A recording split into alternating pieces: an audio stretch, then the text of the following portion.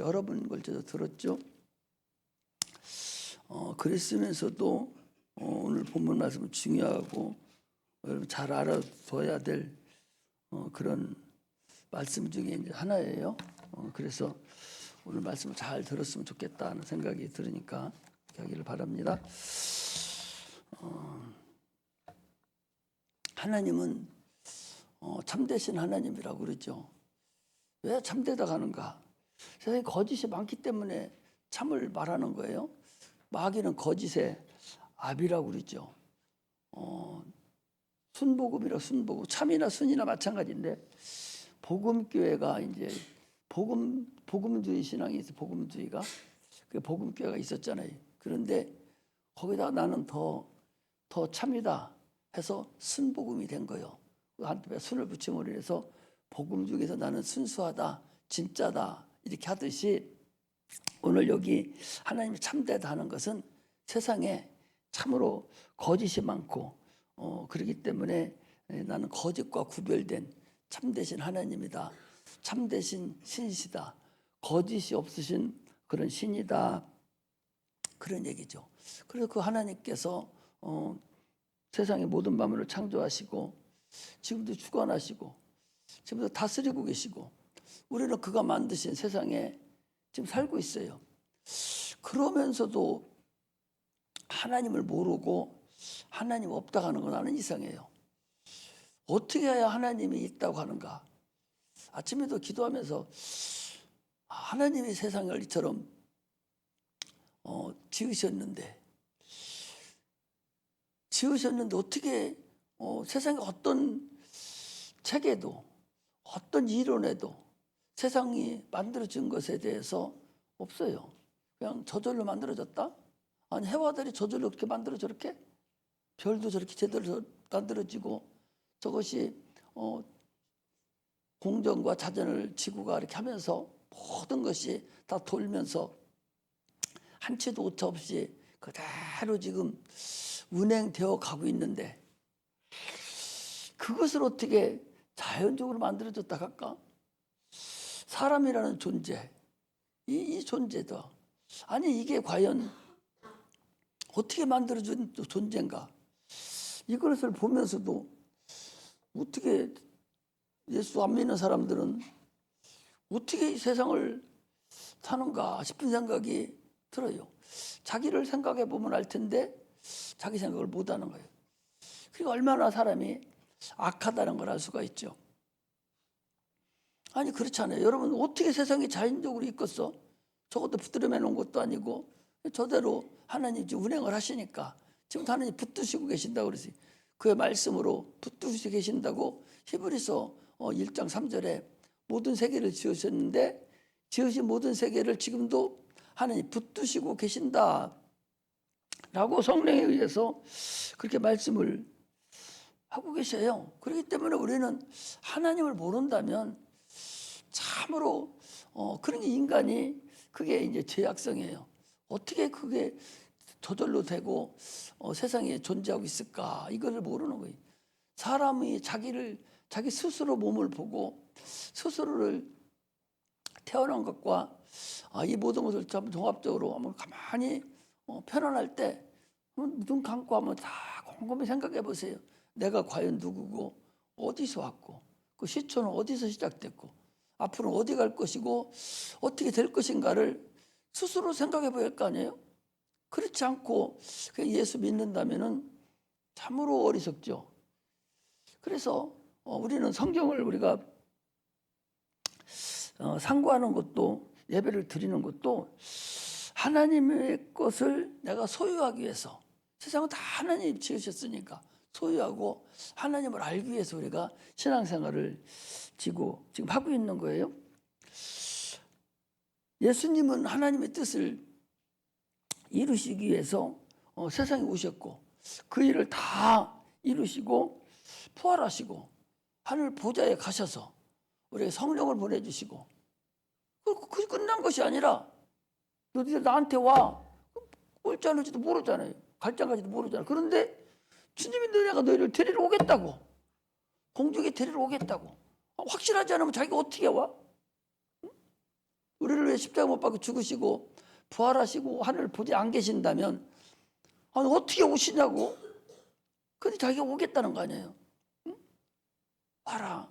내가 너희를 데리러 오마. 너희 처소를 다 예비하면 내가 너희를 데리러 오겠다. 공중에 재림하시겠다는 거예요.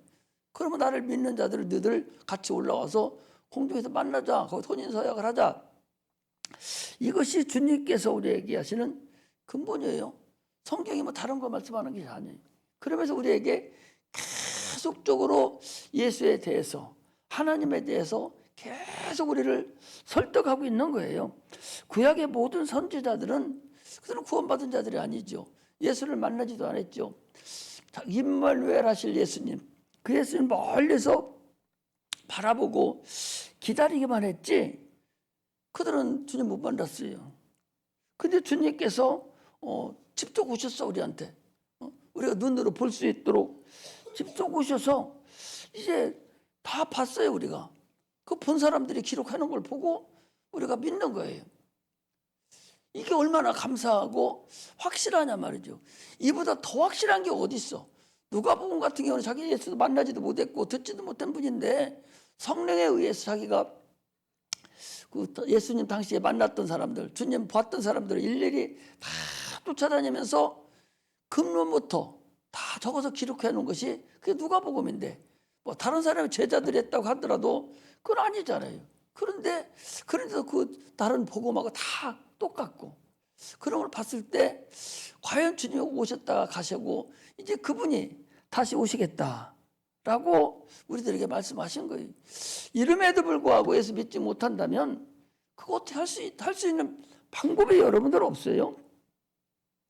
오늘날 우리는 이제 내가 사는 이 시대에 내가 참으로 이 신앙을 내가 이 하나님의 이 믿음을 어떻게 내가 감당해야 될 것인가 이것을 우리가 스스로 생각해야 됩니다. 그리고 우리 이후에 사람들이 있잖아요. 우리 헵시바 찬양단이라든지 어린 영혼들 또 이후에 많은 태어나는 사람들은 각자가 이걸 잘 알아서 자기 일을 감당하고 다시 오시는 주님을 오시는 그날까지 자기 믿음을 잘 지켜서 주님 올라오라 할 때 올라가야 돼요. 죽어서 올라가는 사람도 있고 살아서 올라가는 사람도 있어요. 만나가야죠. 죽어서 올라가는 사람이 먼저 올라가요. 그리고 그 후에 그 다음에 거기 붙은 자들이다라고 주님께서 말씀을 하시는 거잖아요. 이처럼 우리는 살아계신 하나님을 섬기는 자들이지 우상 섬기는 자들하고는 달라요. 근본이 다르다고. 다른 종교하고는 근원부터 다릅니다. 참으로 우리는 이걸 알아야 돼. 그런데 지금 이 세상은 그리스도 이 기독교는 짜부러져 가고 점점 더 없어지고 다 육체의 편한 쪽으로 다 가버리지 사실적으로 예수 믿는 자는 얼마 되지 않고 이제 갈수록 더 어려워져 가는 그런 것을 우리가 볼 수가 있어요. 참 살아계시고 또 자기가 직접 와서 보여주고 내가 너를 데리러 오겠다. 이렇게까지 하는데도 믿지 못하면 그거 어떻게 하겠어요? 이 다윗이라는 사람은요. 시편 23편에 그랬죠. 원수의 목전에 내게 상을 베푸시고 그랬어요. 상을 베푼다는 얘기는 주님과 함께 식사한다는 거잖아요. 누구 앞에서? 마귀 그거 딱 무릎 꿇게 시켜놓고 그거 앞에서 이제 우리하고 상을 베푸시고 식사 같이 하겠다. 어디 가서요? 하늘 가서 그렇게 하잖아요. 우리는 또 요한계시록 3장 20절에 가면 내가 문 밖에 서서 두드리노니 네가 문을 열면 내가 들어가서 너와 함께 먹고 마시리라. 그렇게 얘기하고 있어요. 식사를 같이 한다는 것 이거 누구하고 식사를 같이 해? 누가 같이 해? 자기 가족하고 식사 같이 하잖아요. 가족이 아닌 자하고 식사 여러분 같이 합니까? 우리가 가서 만나면은 친한 사람끼리 만나면 우리 밥 한 끼 하자고 먹는데 상당히 은혜가 있잖아요. 먹는데 서로가 할 얘기도 하고 우리나라 특히 또 탕민족이니까 그리고 뭐 같이 탕을 먹으면서 이렇게 가잖아요. 밥 한 끼 하자. 이런 것은 보통 아니면 그렇게 안 하는 거예요. 요즘 사람들은 보통 네 거 내 거 따로따로 낸다고 그러는데 우리는 그렇게 안 했어요. 지금까지는. 내가 누구를 밥을 사야겠다 하면 밥 먹으러 가자고. 그래서 가서 사주게 돼. 아무와 같이 먹습니까? 모르는 사람은 같이 먹어요. 그러나 그보다 더 근본은 자기 자녀하고 같이 먹는 거예요. 자기 자녀하고 같이 먹는 거예요. 식사를 같이 한다는 그런 거 아니에요? 왕이 식사를 한다 할 때에, 왕이 식사할 때 누구하고 그 사람이 식사합니까? 자기 가족만 하고 식사하잖아요. 자기 자녀하고만 식사를 하잖아요. 다윗 왕이라는 사람이 있어요, 여러분. 이 다윗 왕이라는 사람이요, 상당히 다윗은 대단하죠. 다윗 왕이라는 사람이 그 밧세바를 범함으로 인해서 너 집에 칼이 피가 끝이지 아니리라 하고 나서부터 자기 큰아들 압살롬이라는 사람이 이 쿠데타를 일으켜가지고 아버지를 왕궁을 점령하고 아버지가 도망가 버렸어요. 죽기 싫으니까. 그리고 그 아버지의 왕후들을 갖다가 대다도 옥상에 가가지고 간음을 하고 막 난리 쳤어요. 그리고 다윗은 도망갑니다. 도망가서 갈 데가 없고 참으로 이제 포로도 아니지만 지금 피하고 있는 거죠.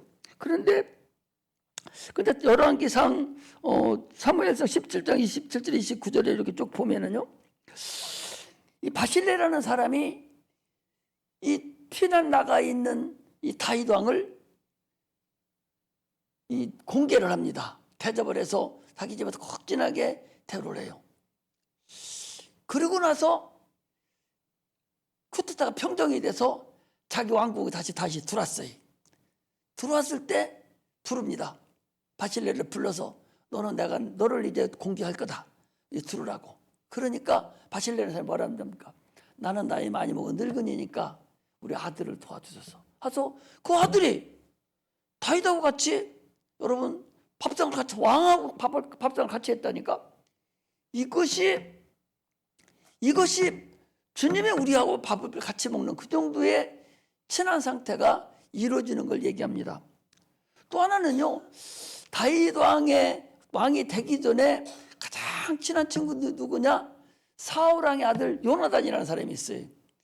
이 요나단이라는 사람도 참으로 둘이 친구 얼마나 친한지 몰라요. 아마 그런 친구 있으면 참 좋겠어요. 너무나 자기 목숨까지도 내놓을 수 있는 그런 친구지. 요즘 친구들은 오늘 친구했다 내일은 없어지고 많죠. 교회들하고 목사님을 위해서 열심히 하겠습니다 해도 어느 생가는 다 새나가 버리고 나가서 가만히나 있으면 좋은데 또 욕하고 막 그러잖아요. 그래서 참으로 이게 인간들이에요. 근데 이 다윗이라고 요나단이라는 그 사람은요, 참으로 피를 나눌 수 있을 정도로, 목숨을 나눌 수 있을 정도로 둘이 그리 친해요. 그래서 다윗이 왕이 됐을 때 내 아들을 나를 좀 도와주라고 그렇게 하고서 죽었는데, 요나단은 이제 죽었어요. 전쟁에서 죽고 다윗이 왕이 됐습니다. 왕이 될 때 그 가정이 패가망신 다 됐죠. 왜요? 왜 망했어요? 사울 왕이 가정이 다 망해버렸으니까. 그렇잖아요. 그러니까 도와줄 수도 없는데, 무비보셋이라는 요나단의 아들이 있습니다. 요나단의 아들이 무비보셋을 데려다가 세상에 그 무비보셋을 데려다가 요나단을 데려다가 식사를 같이 어디 보면 하는군요. 이거 한 군데만 찾아보고 갑시다. 사무엘하 9장을 보면은 성경을 우리 이렇게 해서 이렇게 쭉 보야 돼. 그래야 재밌고 그래요. 그냥 막 무대뽀로 보면은 힘들만 들고 어렵죠. 사무엘하 9장에 보면은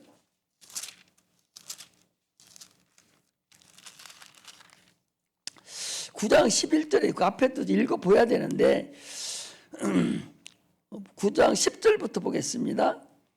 너와 네 아들들과 네 종들은 저를 위하여 밭을 갈고 거두어 네 주인의 아들을 공개하라. 그러나 네 주인의 아들 무비보셋은 항상 내 상에서 먹으리라 하니라.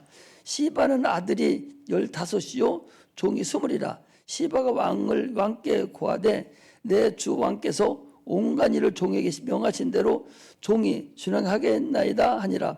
무비보셋은 왕자 중 하나처럼 왕의 상에서 먹으니라. 이처럼 이 다윗이요, 다윗이 자기의 은인이죠. 자기 아버지가 죽이려고 할 때 자기 아버지 편에 서지 않고 다윗 편에 서가지고 그 목숨을 구해줬잖아요. 그 정도로 참으로 우애가 깊은 그런 상태예요. 그걸 같이 상을 같이 먹는 그런 것을 우리가 볼 수가 있습니다. 이처럼 우리는 하나님이 우리를 너와 내가 상을 같이 먹겠다. 너 문 열고 들어와. 그래서 우리가 계시록 3장 20절에 그러잖아요. 네가 문을 열으면 내가 들어가서 우리 안에 들어와서 너와 함께 내가 식사를 같이 하겠다. 이런 말씀을 하거든요. 그래서 우리가 성찬을 하지 않습니까? 성찬은 우리가 주님과 함께 상을 베푸는 거예요. 이처럼 주님은 우리를 그만큼 사랑하는 거예요. 적당히 그냥 사랑하는 것이 아니라 그 정도로 우리를 사랑해. 참으로 진실되고 하나의 오차도 없이 우리를 사랑하시는 분이 우리 구주십니다. 주님은 얼마나 우리를 사랑했어요. 십자가 못 박혀 죽기까지 우리를 사랑하신 분이 우리 주님이세요. 그리고 또 그것이 다 안 돼서 육체가 있기 때문에 인간이 한계가 있잖아요. 그렇기 때문에 죽으시고 부활하셔서 성령을 보내주셔서 예수 이름으로 성령을 보내주셔서 우리 안에 우리 심령 안에 들어오셔서 우리와 함께 하시는 거예요. 이처럼 예수가 우리의 근본임을 여러분 아시기를 주의 이름으로 축복합니다. 그래서 우리 영혼은요, 영혼은 다시 있어야 돼요. 그런데 그 다시 뭐냐? 진리의 말씀이 영혼의 다시예요. 내 영혼에 가는, 배가 가려면 다시 있어야, 다시 없으면 못 가잖아요. 마찬가지로 우리 인생을 살아가는데 내 영혼의 닻은 우리 하나님 말씀이다라는 것을 아시고 성경을 사모하는 그런 근본된 자가 되시기를 주의 이름으로 축복합니다. 할렐루야. 오늘은 이제 무엇을 얘기하려고 하냐? 오늘 본문을 이렇게 보겠어요. 본문을 보면 여러분, 본문을 보면 참으로 이럴 수가 있을까 할 정도로 본문에 대해서 여러분 잘 알아야 돼. 오늘 본문은 그 앞에를 읽어보면 이스라엘 백성들이 처음에 시작하는 왕정 체제가 시작되는 그런 과정에 지금 있는데, 이 엘리 제사장이 있을 때 엘리 제사장의 아들 둘이 제사장이니까 그때 왕이 없으니까 이제 전쟁을 하러 나가면서 어떻게 했냐? 그동안 전쟁하면서 항상 이 언약궤를 가지고, 언약궤, 법궤, 증거궤 같은 소리예요.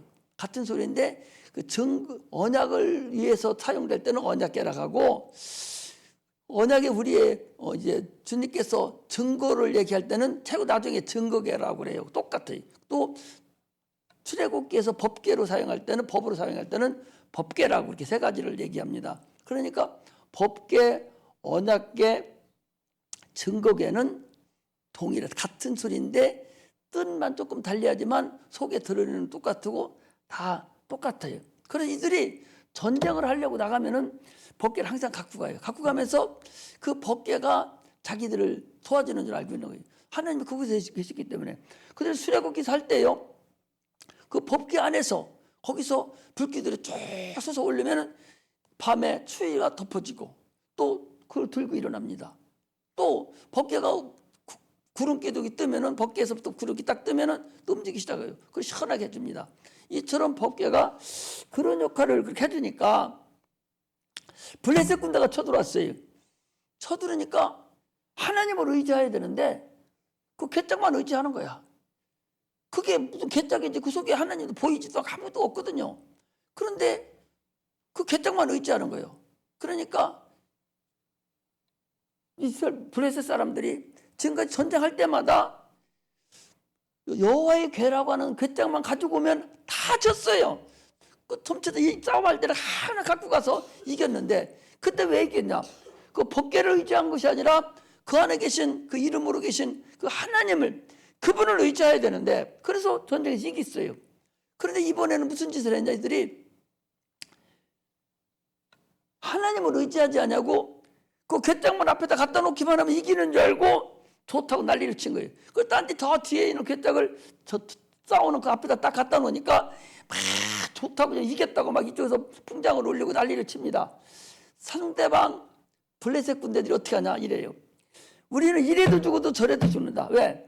반드시 저 궤장만 들어오면 다 저들이 이겼는데 분명히 저 궤장에 들어왔으니까 우리는 이제 죽은 거다. 그러니 그냥 죽으나 전쟁하다 죽으나 마찬가지니까 2판 4판이니까 기왕에 죽을 거 전쟁하다 죽자 하고 막 혼심을 다해서 전쟁을 한 거예요. 근데 아니라 다를까 전쟁에 졌어요. 지고서 무슨 일을 했냐? 하나님 언약궤를 뺏어가 버렸습니다. 뺏어갔어요. 뺏어갔는데 그 궤장을 갖다 지동네에다 갖다 놓으니까 가는 곳마다 독종이 일어나고 가는 곳마다 뭐 이상한 일이 생기고 막 생기는 그 안에 옆으로 읽어보면 참 푸짐해요. 하루가 생깁니다. 그러니까 이들이 어떻게 하냐? 아, 이걸 보내야 되겠구나. 보내야 되겠는데 그 자기 나라에서 일어났던 그 전염병 같은 것이 그 궤짝이 있는 곳에는 여호와의 궤가 있는 데는 전염병이 일어나거든. 그러니까 이들이 아니 이게 전염병이 어떻게 생긴 거지? 저들이 사용하던 저 여호와의 궤라고 하는 그 궤가 있어서 우리가 이런 전염병이 오는 것인지 아니면 우연하게 이러는 것인지 이걸 모르겠거든요. 그럼 이들이 궤를 낸 거예요. 그러면 저 궤를 거기다 어디 전나는 소는 뭐예요? 전나는 암소 2마리거든요. 그러니까 송아지가 있어서 젖을 먹이는 송아지요. 젖을 먹이는 송아지를 감이 있는 저 뒤에다가 따로 이놈들을 가둬놓고 지금 젖이 절별 나고 막 금방 소리 지르고 난리 납니다. 나고 암소 어른 암소죠. 어른 암소를 대로에다 길에다 딱 갖다 놓고서 자르라고 딱 때려서 이 소가 대로로 막 쭉 가면 아 이것은 저 궤 때문에 우리가 전염병이 들은 거다. 그래서 돌려보내려고 한 거예요. 그런데 아니라 다를까 사실 그대로 했어요. 했는데 거기 아까 보랬잖아요. 암소가 뒤에서 엄매 소리 지르고 막 젖을 주고 하는데 암소 2마리가 좌로 우로로 치우치지도 아니하고 대로로 막 반드시 가는데 눈물을 흘리면서 가더라는 거예요. 가고 난 다음에 벤세메스 거기에서 그 소를 잡아서 하나님께 번제로 드렸더라. 그런 얘기예요. 그런데 이 소를 여러분들이 보면은 소는 엎어져 있잖아요. 엎어져 있는 소가 벌떡 많이 뛰겠어? 못 뜁니다. 10회 이상은 더 못 뛰, 이 소가. 그런데 송아지가 저한테 은매거리고 난리치면은 2m를 뛴다는 거예요. 지 키에 2배를 뛰어서 넘어간다는 거예요. 그 정도로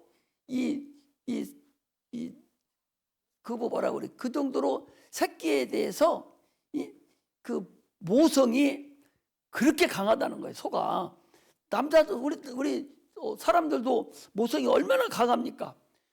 죽을 때까지 자기 새끼 쳐다보고 있고 걱정하고 그러잖아요. 저까지 그래. 우리 사모님 부산에 있는 새끼 잘 먹고 살아. 얼마나 그 대학 교수고 이것저것 막 하니까 금방 집도 사고 돈 많이 벌어. 그런데 그 새끼라고 뭐 맛있는 거 오면 그거 못 보내서 난리쳐요. 그게 뭐예요? 그게 모성이거든. 그게 모성이야. 그 정도로 사람도 모성이 있지만 짐승도 그런 모성이 있다는 거예요. 그런데 그 소가 모성이 있어서 가야 될 소가 그 앞으로 가는데 거기 보니까 뭐라고 그랬어? 우리 보고 가자. 12절에 보니까 사무엘상 6장 12절에 보니까 암소가 벤세메스 길로 바로 행하여 대로로 가며 갈 때에 울고 좌우로 치우치지 아니하였고 블레셋 방백들은 벤세메스 경계까지 따라가니라.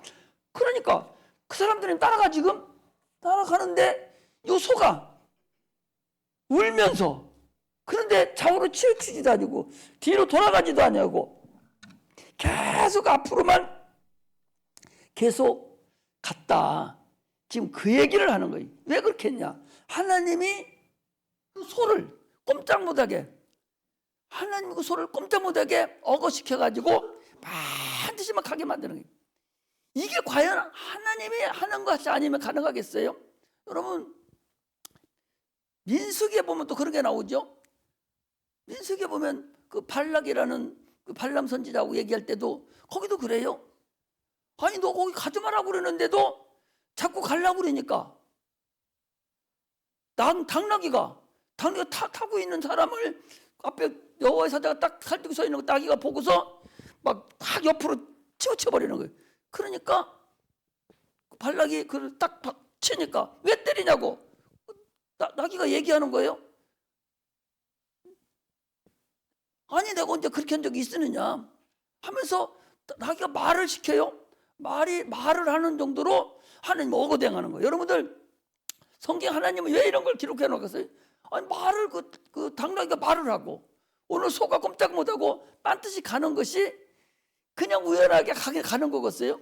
우리들에게 주는 메시지가 있다. 그걸 지금 얘기하려고 하는 거예요. 그것이 아니면은 불가능. 오늘 두 가지가 거기서 우리가 볼 수 있는 거예요. 하나는 예수 그리스도께서 참으로 언약궤를 우리를 위해 십자가 못 박혀 죽으시기 위해서 스스로 가신 그것을 얘기하는 거예요. 예를 들면요, 이 언약궤가 이스라엘 백성들이 지금 쫓아가서 달라고 그러고 찾아온 게 아니요. 자기 스스로 자기들이 보낸 거예요. 언약궤라는 이 하나님의 이 여호와 이름이 있는 그 궤가 누구의 힘에 의해서 자기가 그 사망이 있는 그곳에서 벗어난 것이 아니라 자기 스스로 스스로 나왔다니까. 스스로 그 덕진에 있던 언약궤가 스스로 이스라엘 백성인들로 돌아온 거예요. 어디 가려고 돌아온 거예요? 예루살렘에 가려고 돌아온 거예요. 그게 할렐루야. 그 무슨 얘기입니까? 예수님은 나는 살 권세도 있고 죽을 권세도 있다. 내가 죄가 있어 죽는 것이 아니고 나는 하나님의 뜻을 이루기 위해서, 아버지의 뜻을 이루기 위해서 왔기 때문에 빌라도가 내가 살려줄 수 있어 똑바로 얘기해도 뭐라고 합니까? 아버지가 네가 나를 죽이게 하지 않으면 죽일 자가 없다는 거예요. 그러니까 주님께서도 요한복음에 뭐라고 해요? 요한복음 10장에 그러죠. 나는 살 권세도 있고 죽을 권세도 있는데 나는 살기 위해서, 생명을 위해서 나는 죽노라. 그러니까 주님께서 십자가 못 박혀 스스로 죽으시고 스스로 부활하셔서 나오신 거예요. 할렐루야. 예수님께서 스스로 누가 죽으라 해서 죽여서 죽는 것이 아니라 스스로 사망해서 나오는 것 같이, 스스로 십자가 못 박혀 죽는 것 같이 예수 그리스도를 지금 송아지가 이 괴짝이 그걸 얘기하는 것이다 하는 걸 하나는 우리가 알아야 됩니다.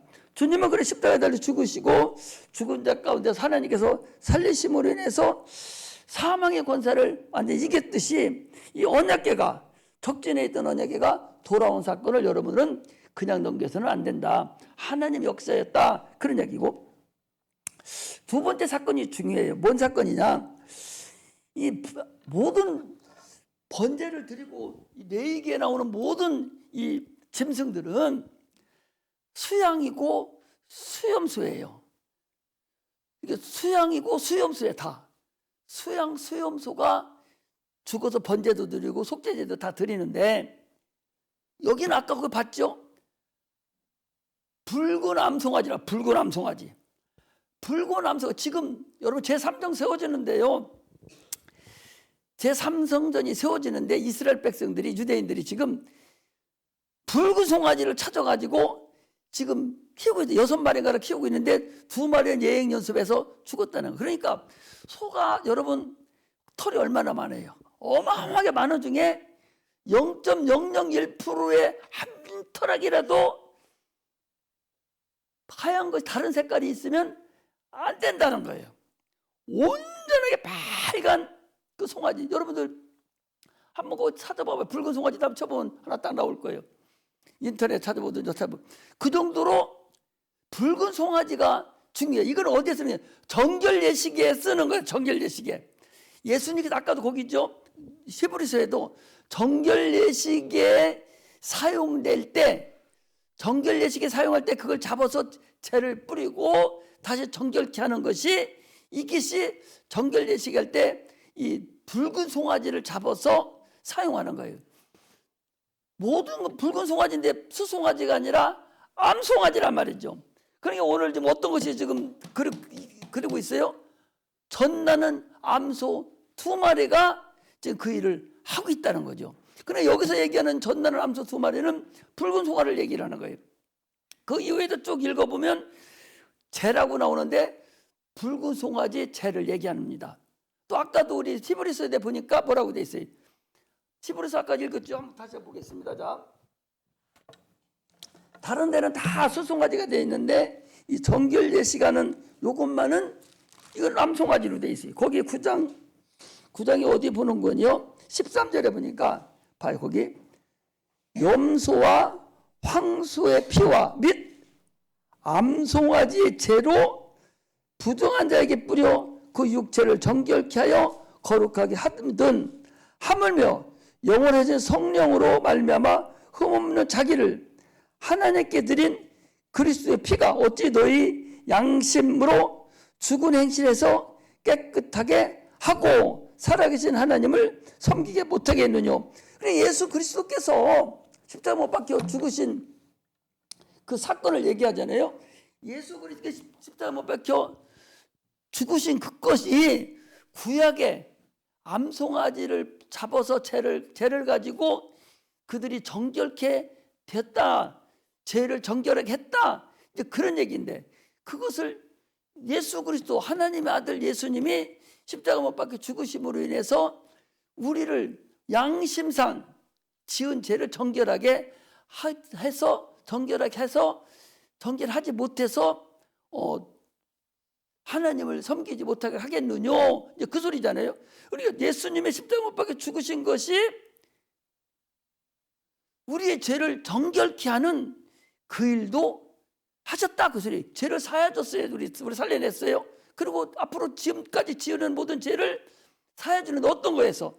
양심에서 지으는 죄까지도 다 상심한다는. 양심의 죄는 누가죠? 이방인들이 지잖아. 자, 봐봐요. 구약에는 이스라엘 백성들이 자기들 죄를 사함을 받았어요.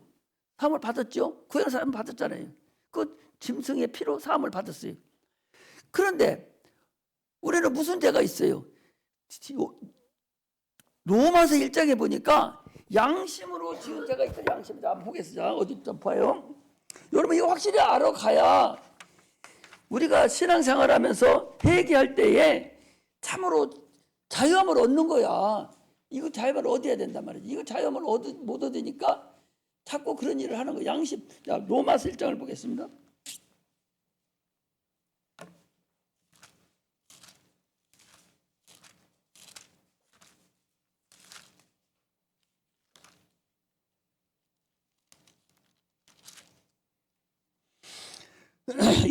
로마서 2장.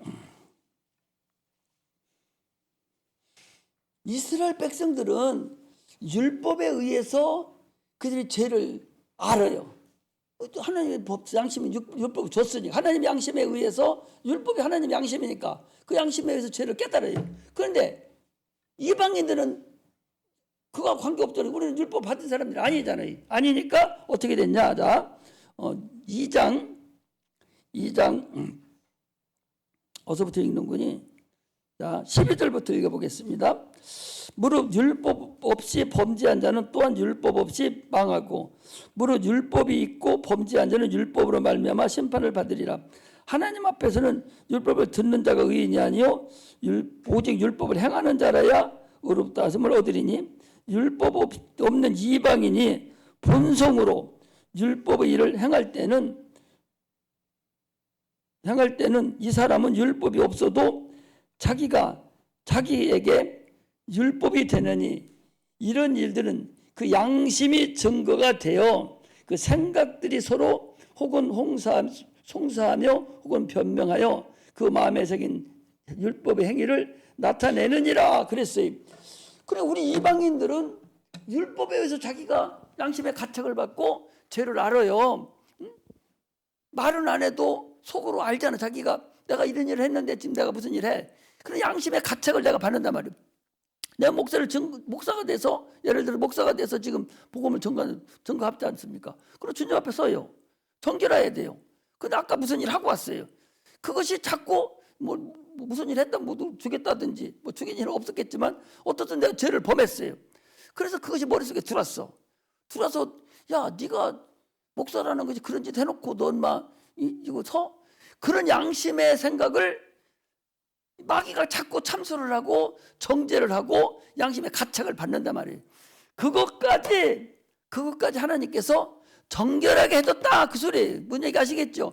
예수님 십자가에 못 박혀 죽으심으로 인해서 그것까지 죽었는데 그것이 뭐냐? 정결케 하는 암송아지 피로 이스라엘 백성들이 정결케 했듯이 붉은 암송아지로 정결케 했듯이 우리는 예수님이 그 일을 담당을 하셔서 우리를 정결케 했기 때문에 하나님을 섬기는데 아무 꺼리낌이 없다.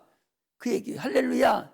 이걸 확실히 여러분들 이걸 모르니까 자꾸 자기가 육체로 과거에 지은 죄가 자기 양심의 법이 돼가지고 나는 천국 못 간다 그리고 나는 천국 못 간다 계속 마귀가 정죄를 하는 거예요. 계속 네가 그렇게 해놓고 네가 천국 갈 수 있냐? 네가 그렇게 해놓고 어떻게 네가 하나님의 자녀라 가느냐? 네가 그렇게 너는 지옥이야. 너는 지옥 계속 마귀가 정죄함으로 인해서 결국 넘어진 사람이 있잖아요. 그렇게 넘어진 거라니까. 수없이 얘기를 했건만은 계속 마귀가 너는 그렇게 해놓고 네가 하나님의 자녀요? 네가 그렇게 네가 회개했다고 되겠어? 네가 이런 년인데 네가 이렇게 되겠어? 계속 마귀가 지금 막 그 난리를 치니까 자기 스스로도 거기에 속아서 견디지를 못하는 거예요. 이걸 여러분들이 알아요. 양심에 지은 데 항상 회개해버려야 돼요. 여러분들. 내가 죄 짓고 오늘 못한 하나님 앞에 참 불경스러운 일 저지르고 교회 왔으면은 그럼 피아노도 치고 뭐 가야 되잖아요. 그 양심에 지은 데 하나님 가져가셨잖아요. 정결케 해주셨잖아요. 확 그냥 하나님 앞에 기도 딱 해서 막 빼내버려야 돼. 그 생각조차가 나지 않아야 돼. 그래야 하나님을 정상적으로 하나님 섬기는데 부족함이 없다. 그런 얘기를 지금 오늘 여기서 이 송아지 이 상태에서 우리가 알고 있는 근본이라는 거 여러분들이 아셔야 된다. 그 소리예요. 뭔 얘기 아시겠어요? 이거 모르면 여러분들 계속적으로 어려움을 당해요.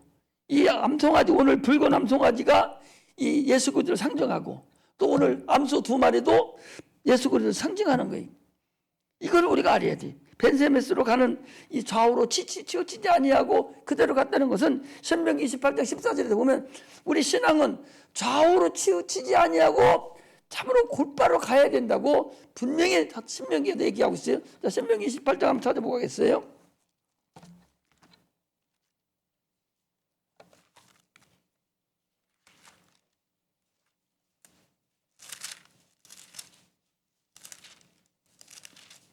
신명기 28장 14절 14절 한번 읽겠어요. 내가 오늘 너에게 명하는 그 말씀을 떠나 좌로나 우로나 치우치지 아니하고 다른 신을 따라 섬기지 아니하면 내가 너에게 복을 주리라는 거예요. 순종하는 복을 좌로나 치우치지 아니하고 오직 다른 신을 섬기지 아니하고 오직 섬기면 너에게 복이 있으리라. 그러니까 붉은 송아지 나왔어요.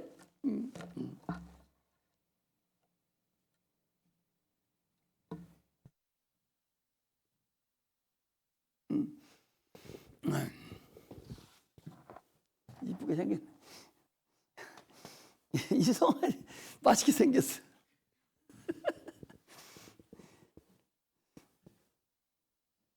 저 송아지가 자기들이 찾았는데 없다는 거예요. 그런데 그걸 자꾸 제3성전을 지려면 정결 예식을 해야 된다는 거예요.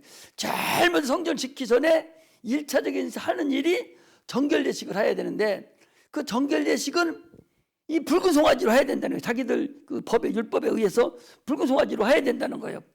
이 6마리 7마리를 찾았는데 1차적으로 한번 드렸다는 거예요. 지금 드렸는데 정결 예식 했는데 이미 제3정 성전을 지키기 위해서 정결 예식을 치렀다, 이런 소리도 있고, 하나는 이건 연습한 거다, 이렇게 두 가지로 얘기하고 있는데, 어떻든 제3정 성전을 지키기 위해서 정결 예식을 했다는 거예요. 그러니까 그러면 이제 성전을 지키만 하면 되거든. 자기들은 하나님 앞에 이제 시작됐으니까. 이처럼 제3성전 지면 세상 끝이잖아요. 끝이니까 얼마 안 남았다. 제3성 딱 짓고 나서 7년이요. 7년이 세상 끝이에요. 그렇기 때문에 여러분 그걸 잘 하시고 신앙생활 하시고, 오늘 이런 것들은 참으로 소중하기 때문에 여러분들이 잘 알아서, 그냥 구약에 이거 뭐하러 이걸 여기다 기록해 놨겠어요? 뭐하러 기록해 놨겠냐고. 하나님이 우리들에게 주시는 그런 큰 그런 말씀하시는 것이 없다면 뭐하러 이걸 여기다 기록해 놓겠어. 붉은 송아지, 이걸 여러분들이 아시고, 그 사무엘상 6장을 딱 보면은 여러분들이 민수기를 딱 가서 그 민수기의 붉은 송아지를 보고 히브리서를 보고 이렇게 해서 딱딱 처리를 해서 신앙생활 하는데 부족함이 없게 하시고, 예수 그리스도께서 죽으신 그 근본이 우리의 죄를 사해 주실 뿐만 아니라 정결하게, 지금도 정결하게 계속적으로 양심으로 지은 죄까지도 정결하게 해서 우리가 신앙생활하는 부족함이 없다는 사실을 아셔서 예수님의 피가 얼마나 정결하냐 하는 걸 여러분들 아시기를 주의 이름으로 축복합니다. 할렐루야. 정결하게 하는 셈이 그게 어디지? 198장? 빨리 나와라.